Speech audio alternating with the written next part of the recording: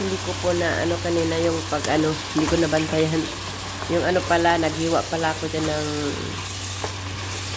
3 basal na malalaki. Tapos ginisa ko muna. Pagkatapos ko ginisa ng konti, linagyan ko ng tubig. Tapos after na wala na yung tubig, ilagay ko na yung hipon. Ito, linagay ko na yung hipon. Yan, tapos lalagay ko yung spices. Marami siyang marami siyang tawag dito yung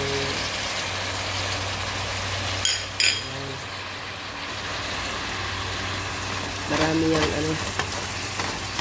yellow na anong tawag dito, turmeric.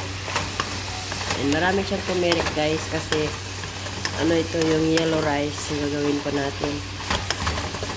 Linagyan pa natin ng spices, pero mas marami yung turmeric powder.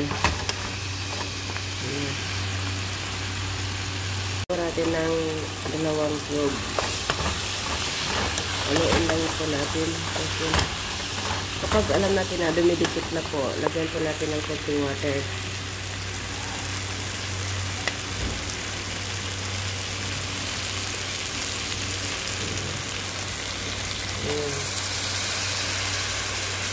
Kutsara.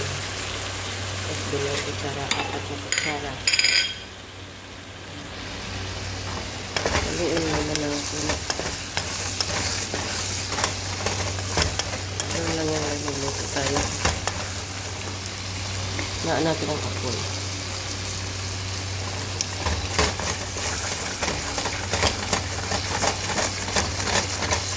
Nalayan po natin. Ano siya ng tubig mo. Ganito ako magluto ng yellow rice with shrimp. Mamaya lalagyan pa natin yan ng dagdagan pa natin yan ng turmeric. Ayan po siya. Ito yun. Kinuha ko yung naluto na hipon. Ito. Kasi itatapping ko na yan. Yan yung pang-tapping ko.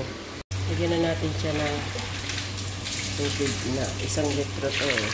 Alam ko sa litro. Kasi tinakal ko yan dati eh.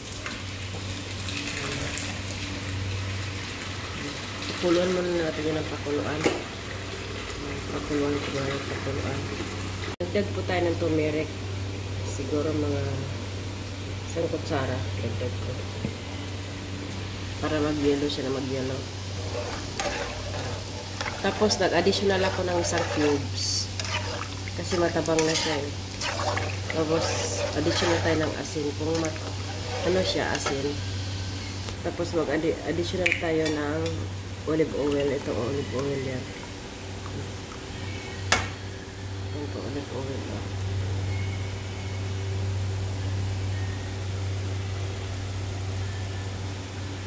Nag-additional na parang nasa inyo na yan kung lagyan mo parang marami. Basta konti lang lagay mo. Yung bawang guys, gisahin natin. Ito yung gisahin natin ng brown. Tapos pagka ma-brown na siya, ilagay na natin sa doon sa hipon. Hiwalay lang, hindi natin sabay hiwalay. Gawin natin siyang brown. Yung ganito yan. Dirugin natin ng ganyan. Naghalo pa tayo durug-durugin. Yung brown na po siya, brown na. Yan, brown na siya.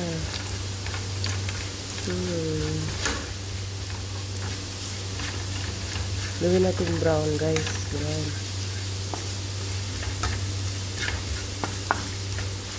Yan yan, brown na siya. Lagyan natin ito. Ito yung pinuha ko kanina. Diba? Yan yung topping natin doon sa ito topping natin to sa kanin mamaya. Masarap to. Mamaya guys, matikman ninyo. Sobrang sarap nito. Yung rice kasi, pakuluan ko na pakuluan mo na yung onion doon para madurog. Ayan. Matrabaho pero sanay naman tayo dyan. Ayan na lang natin yung matrabaho.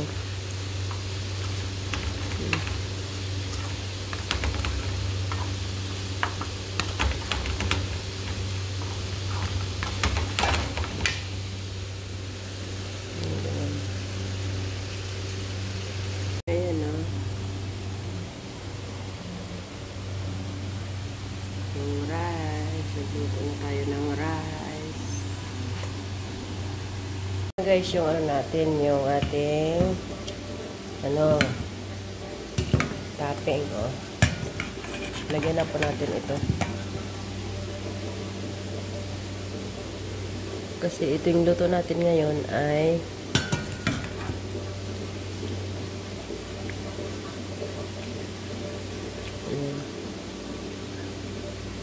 okay.